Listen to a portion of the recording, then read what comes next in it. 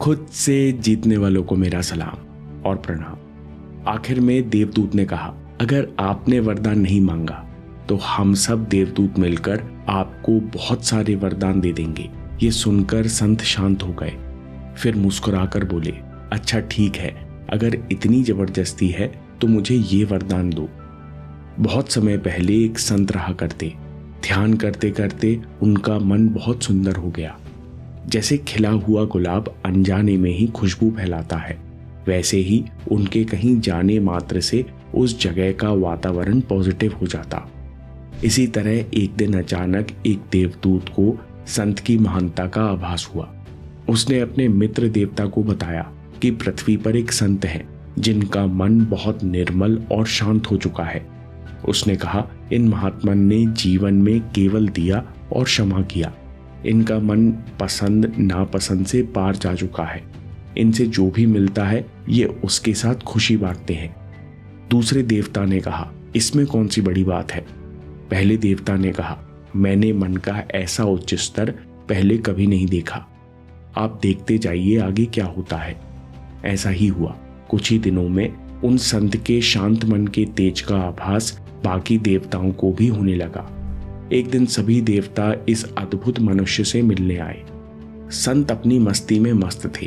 प्रधान देवता ने कहा, प्रणाम महात्मन, हमने बहुत सुंदर लोगों में वास किया है, लेकिन आपके निकट होने मात्र से हमें बहुत खुशी महसूस हो रही है। हमारे मन शांत हो रहे हैं। हम आपसे बहुत प्रसन्न हैं और इसलिए आपको वरदान देना चाहते हैं।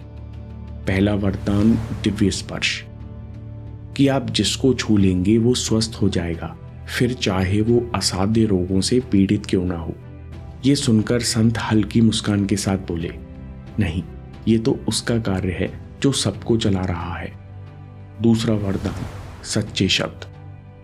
देवताओं ने कहा, ठीक है, तो फिर हम आपको एक ऐसी सिद्धि देते हैं कि आप जिससे बोलेंगे वो इंसान सही रास्ते पर चलने लगेगा। संत ने कहा, नहीं नहीं, ये काम तो आप लोगों का है। तीसरा वरदान आशा का आकर्षण। देवताओं ने कहा, ठीक है महात्मन, आप कुछ मत कीजिए। हम आपको वरदान देते हैं कि लोग आपके पास खुद खींचे चले आएंगे और जो आपको देख लेगा उसके मन से चिंता नष्ट हो जाएंगी। संत बहुत जोर से हंसे और बोले, ये सब मेरा काम नहीं है, मैं यहाँ शांत बैठा हूँ। अंत में प्रधान देवता ने कहा, आपको हमसे कुछ न कुछ लेना तो होगा, अन्यथा हम सब आपको बहुत सारी सिद्धियां दे देंगे। ये सुनकर संत बहुत जोर से हंसे, फिर अचानक शांत हो गए और थोड़ी देर बाद कुछ सोचकर बोले, अच्छा ठीक है, आप लोग मुझे कुछ देना ही चाहते हैं तो मुझे ये वरदान दीजिए कि मैं हर जीव की सेवा करूं, लोगों के दुख को दूर कर दूं, उनके जीवन में खुशी भर दूं। लेकिन देवताओं ने कहा, लेकिन क्या महात्मन। संत ने मुस्कुराते हुए कहा, लेकिन मुझे कभी पता न चले कि यह सब मुझसे हो रहा है। संत की बात सुनकर देवता भी सोच में पड़ गए। अच्छे कर्म भी हो जाए, सेवा भी हो जाए और मालूम भी न पड़े। फिर सबने मिलकर आइडिया सोचा कि जब संत की परछाई गिरेगी तो उस छाया में बीमारियां ठीक करने की, दुख को आराम में बदलने की, मन को शांत करने की और डरपोक को साहसी बनाने की शक्ति होगी। और ऐसा ही हुआ।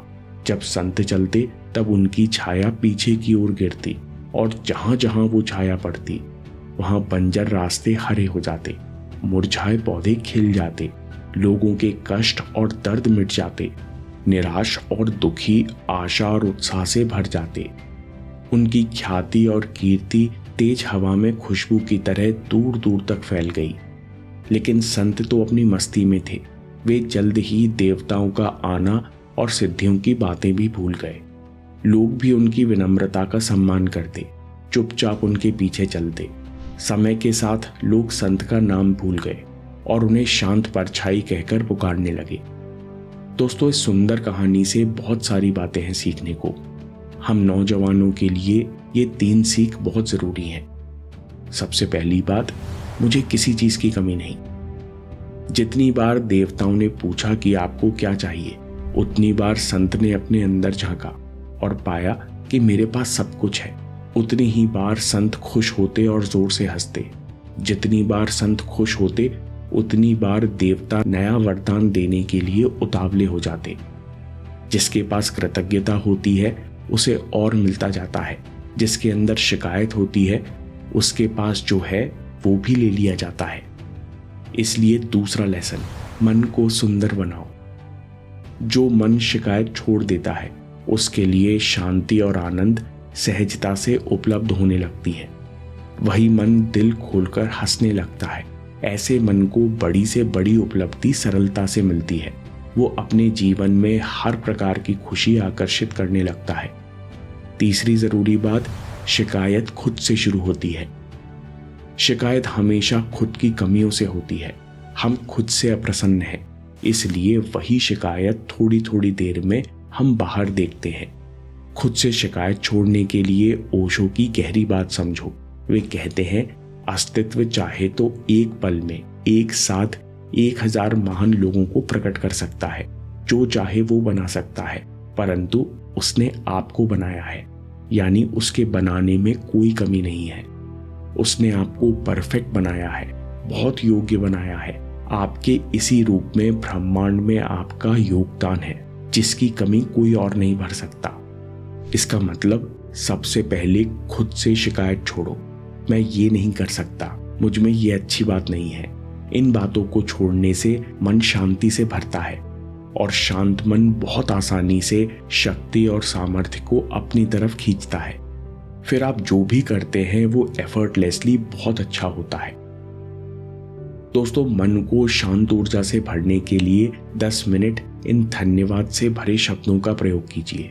आप दिन में कभी भी 10 मिनट निकालकर इस ग्रैटिट्यूड मेडिटेशन का अभ्यास कर सकते हैं और अपने मन को फोकस और एनर्जी के लिए तैयार कर सकते हैं। अभी देखिए या बात के लिए सेव कर लीजिए। आपके समय से कोई वीडियो, कोई ऐप, कोई न्यूज़ कीमती नहीं है। मैं काम के किस्से लाता रहूंगा। हम जीतेंगे।